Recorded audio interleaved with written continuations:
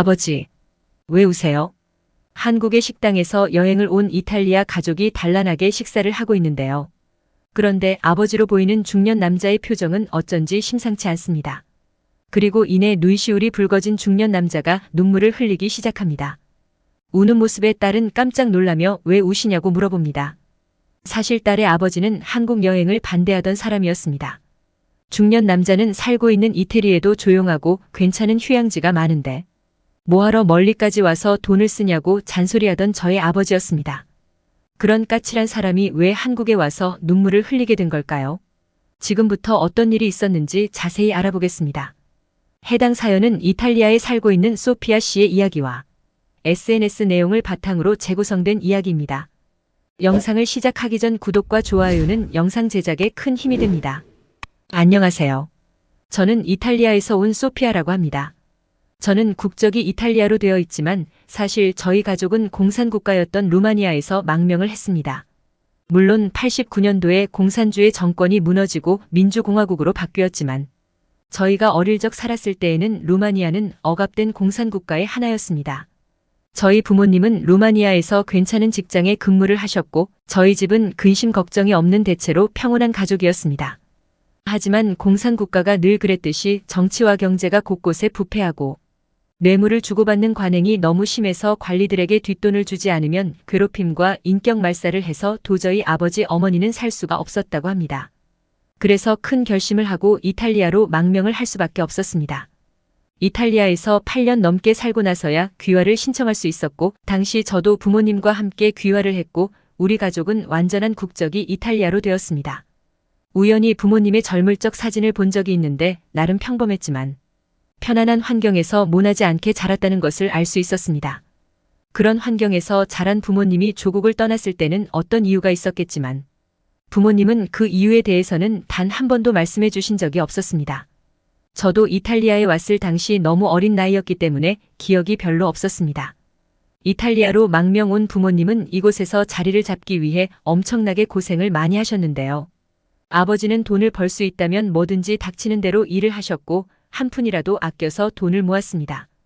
아버지는 먹고 싶은 것, 사고 싶은 것을 무조건 참고 악착같이 돈만 모았던 것 같았습니다. 그렇게 오로지 돈만 모은다는 결심을 하고 엄청난 고생을 한 끝에 저희 가족은 이탈리아 사회에 성공적으로 자리를 잡았습니다. 저희 부모님이 가지고 계시는 상가만 해도 총 5개입니다. 모두 월세를 받고 있었기 때문에 여기서 나오는 수입만으로도 충분히 남부럽지 않게 살 수가 있었습니다. 그런데 그동안 살아온 세월 때문일까요? 아버지의 근검절약 습관은 변하지 않았습니다. 저희 아버지는 10년 넘게 같은 옷들을 돌려 입으셨고 식당에 가서 음식을 시키든 물건을 구입해도 절대 품질은 보지 않고 무조건 가격부터 보면서 항상 입에 달고 다니는 말이 비싸다는 습관적인 말만 하셨습니다. 어느 날은 엄마가 아버지와 오랜만에 데이트를 하고 싶다면서 외출하신 적이 있었는데 몇 시간도 되지 않아서 싸늘한 기운을 풍기며 오시더라고요. 엄마는 아버지가 들어가는 곳마다 비싸다 하면서 이것도 안 되고 저것도 안 되고 모든 걸 오로지 가격만 생각하는 구두쇠의 행동에 너무 화가 났다고 했습니다. 돈을 아낀다고 결국 길거리 음식으로 해결하자는 아빠를 보고 열받고 만정이 다 떨어져서 도저히 같이 못 다니겠다고 하시더군요. 아버지의 자린 고비의 습관은 절대 바뀌지가 않았습니다. 가난했던 과거는 아버지에게만 영향을 끼친 것은 아니었습니다. 어린 시절 가난했던 가정 환경으로 인해 저는 제가 원했던 것들을 거의 갖지 못했습니다. 특히나 인형을 너무 사고 싶었는데도 돈 때문에 무조건 싸구려 인형만 사야만 했습니다. 제가 가질 수 있는 인형들은 지인한테 얻어오거나 아님 중고시장에서 산 낡고 유행이 한참 지난 인형들과 조잡하고 품질이 엉망인 인형뿐이었습니다. 얼마나 인형에 한이 맺혔으면 저는 성인이 되어서도 인형을 모으는데 집착하게 되었고 심지어 비행기를 타고 외국까지 나가서 인형을 사 모을 정도였습니다. 때로는 한국의 전통 인형을 구하기 위해 이탈리아에서 먼 한국까지 여행을 간 적도 있었습니다. 이탈리아에서 한국까지 13시간 정도 걸리는데도 저는 인형이라면 어디든지 가곤 했습니다. 그렇게 몇 번의 한국 방문을 하다 보니 처음에는 인형 구입이 목적이었는데 어느새 저는 한국이라는 나라에 푹 빠져 있었습니다. 한국은 세계적으로 유명한 K-팝과 영화, 드라마 등 문화 강국이었고 한국의 스마트폰 보급률은 세계 최고라서 시골 어르신도 스마트폰으로 유튜브를 시청한다고 합니다. 사람들도 친절하며 수준 높은 시민의식과 한국만의 독특한 문화가 있는 살기 좋은 나라였습니다. 이런 한국에서 보고 좋았던 여러 경험들을 언젠가 아버지랑 한국 여행을 가서 같이 즐겨보고 싶다는 생각이 들었습니다. 그런데 몇 개월 뒤 아버지의 생일을 앞두고 저는 부모님께 한국 여행을 가자고 제안했습니다. 아버지는 기차만 타도 유럽 여기저기를 저렴하게 여행할 수 있는데 뭐하러 비싼 비행기를 타고 먼 나라까지 가서 돈 쓰냐고 돈 아까운 줄 모른다고 잔소리를 시작했습니다. 아버지는 삶의 모든 기준은 오로지 돈이었습니다. 저는 실제로 웬만한 유럽 선진국보다 한국이 훨씬 좋다고 말씀드렸지만 아버지의 반응은 신통치 않았습니다. 하지만 계속해서 엄마와 제가 한국에 가자고 조르니 고집을 피우던 아버지는 슬그머니 저희의 의견을 따르기로 했습니다. 대신 비행기는 자신의 뜻대로 하겠다고 했습니다. 제일 싼 저가 항공사의 비행기를 타고 간다는 조건이었습니다. 이 제안마저도 안 들어주면 한국 여행은 못 갈 것 같아서 아버지의 고집대로 좁고 불편한 저가 항공 비행기로 출발했습니다. 13시간 정도의 장시간 좁은 좌석에서 비행을 타니 몸은 무척 피곤했지만 인천공항에 도착하자마자 어마어마한 공항시설과 잘 갖춰진 인프라에 저희들은 피곤 따위는 잊어버렸습니다. 저희 가족은 서울로 이동하는 버스를 타고 본격적인 한국 구경을 시작했습니다. 저희 가족은 동대문 거리를 구경하며 카페에 들어가 커피를 마시며 얘기를 나누었습니다. 그런데 저는 마시던 커피가 떨어져 다시 주문하기도 뭐해서 점원에게 물을 한 잔 달라고 했습니다. 잠자코 지켜보던 아버지는 또 잔소리를 하면서 쓸데없는데 돈 쓴다고 목청을 올렸습니다. 그러나 제가 웃으면서 아버지한테 여기 한국은 공짜로 물을 마실 수 있다고 하자 엄청나게 당황하시더군요. 아버지는 저렇게 깨끗한 물을 공짜로 준다는 것에 도저히 이해하기 힘든 표정이었습니다. 이탈리아뿐만 아니라 유럽, 심지어 미국도 물을 마시려면 돈을 주고 사 먹어야 되거든요. 유럽에서는 공짜라는 개념이 없습니다. 필요하면 무조건 비용은 지불해야 되거든요.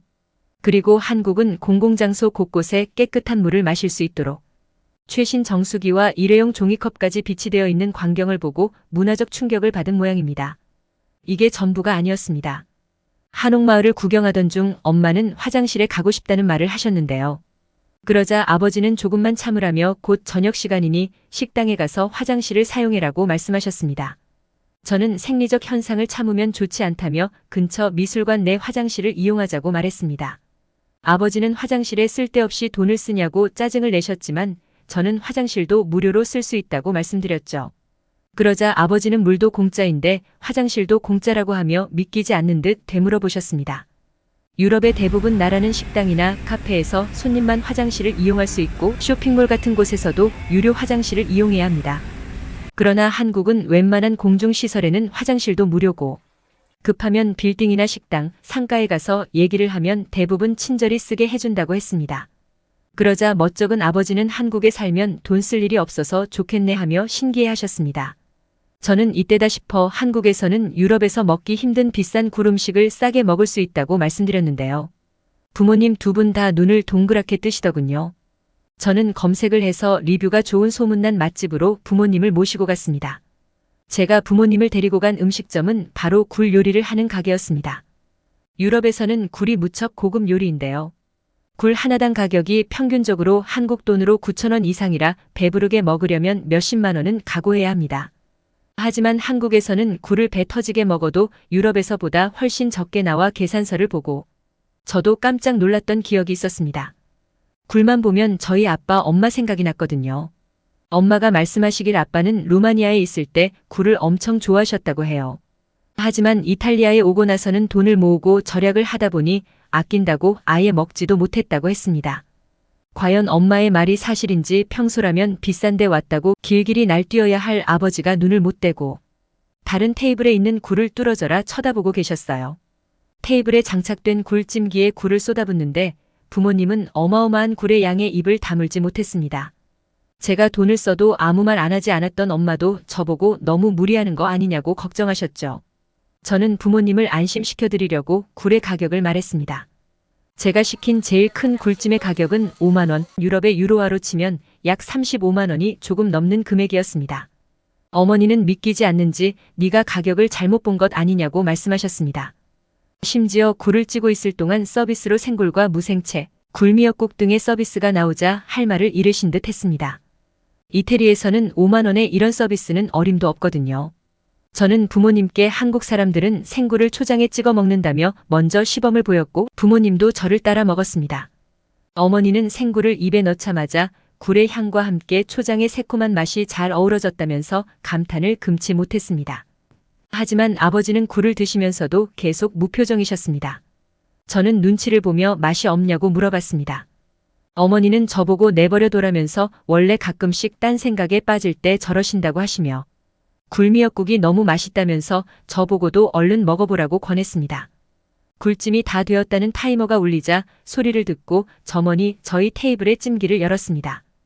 찜기를 열자 모락모락 연기와 함께 굴향이 퍼지며 식욕을 자극했는데요.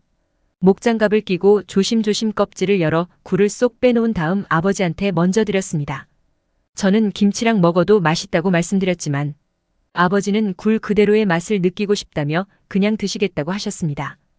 유럽인들은 보통 생굴을 먹기 때문에 처음으로 굴찜을 드신 아버지가 어떤 반응일지 너무 긴장됐습니다. 아버지는 눈을 감고 굴의 맛을 음미하셨습니다. 어떠냐고 물어보는데 아버지는 아무 말도 없는 겁니다. 그리고 서서히 눈시울이 붉어지더니 눈물을 흘리시는 모습에 저와 엄마는 당황했는데요. 저는 나름 맛있었던 집이라 생각해서 온 거였는데 아버지 취향은 아니었던 걸까요? 하지만 아버지는 곧 눈물을 닦으시더니 저에게 고맙다고 말씀하셨습니다. 무뚝뚝한 아버지는 생전 남에게 아쉬운 소리도 안 했지만 고맙다 미안하다는 말도 안 하시는 분이셨습니다. 그런 아버지가 저한테 고맙다는 말을 하다니 믿기지 않더군요. 한국 굴식당에서 저는 생전 처음으로 아버지의 진짜 속마음을 들을 수 있었습니다. 아버지의 젊은 시절은 고단함의 연속이었는데요. 이탈리아어가 서툰 외국인 노동자가 할 수 있는 일은 한계가 있었고 결국 할 수 있는 일은 몸을 쓰는 온갖 막노동을 하며 생계를 유지했지만 워낙 물가가 비싸니 삶은 팍팍했다고 했습니다. 그날도 일을 끝내고 퇴근한 아버지는 슈퍼에 들려 장을 보고 있었는데 항상 물건의 품질보다 오로지 가격만 비교해가며 구입해야 되는 자신에게 서러움을 느꼈다고 합니다. 뼈 빠지게 일해 돈을 버는데도 조그만 식품 하나 사는데 항상 신경 쓰고 걱정하고 벌벌 떨어야 하는 인생이라니 젊고 충동적이던 아버지는 욱하는 마음에 내가 이렇게 열심히 사는데 먹고 싶은 것 하나 못 먹냐 하는 생각이 들어 근처 수산물 시장에서 굴을 박스채 사들고 집에 들어왔습니다. 어마어마한 굴의 양을 보고 미쳤다고 소리치는 어머니를 무시하며 열심히 굴을 까드셨다고 해요. 하지만 아버지는 곧 자신의 행동을 후회했습니다. 다음 날이 저의 4번째 생일이었기 때문입니다. 굴을 사느라 돈을 다 써버린 아버지는 제가 갖고 싶은 인형을 사주지 못했고 속상한 마음에 저는 저녁 내내 울었고 감기 몸살에 걸려 꼼짝을 할 수가 없었습니다. 아파서 끙끙대는 딸을 보며 아버지는 엄청난 죄책감을 느꼈고 자기 자신만 생각한 어이없는 행동에 정신이 번쩍 들었습니다. 자신의 철부지 같은 행동에 어린 딸이 마음의 상처를 받고 몸살이 났다는 죄책감을 떨칠 수가 없었던 모양이었습니다. 그 뒤부터 아버지는 절대 함부로 돈을 쓰지 않았습니다. 자신이 버는 돈은 오로지 가족의 생계와 미래를 위해서라며 악착같이 모으고 절약을 하셨죠. 아버지가 살아온 삶의 행적을 들으니 지금까지 우리 가족을 위해 얼마나 많은 희생을 해오셨는지 눈시울이 붉어졌습니다. 어머니도 감정에 북받쳐 우신 아버지가 어이없었는지 당신이 어린애냐면서 핀잔을 주셨는데요. 아버지는 눈물을 보인 게 창피하셨는지 괜히 이상한 딴소리만 하셨습니다. 그러면서 하시는 말씀이 그러니까 내가 한국에 안 간다고 했잖아라며 어색한 상황을 자기 나름의 방식으로 회피했습니다. 요즘 아버지는 저에게 한국에 또 안 가냐라면서 은근슬쩍 부추기시는데 눈치를 보니 한국 여행을 가고 싶은 모양입니다. 그래서 저는 부모님의 결혼 기념일에 2분을 모시고 이번에는 저가 항공이 아닌 좋은 항공편으로 제대로 된 한국 관광을 시켜드릴 예정입니다. 한국형 자린고비 이탈리아 아버지가 가슴속에 묻고 있었던 진실과 가족을 향한 마음. 어떻게 보셨나요? 제 얘기는 여기까지였습니다. 시청해주셔서 감사합니다.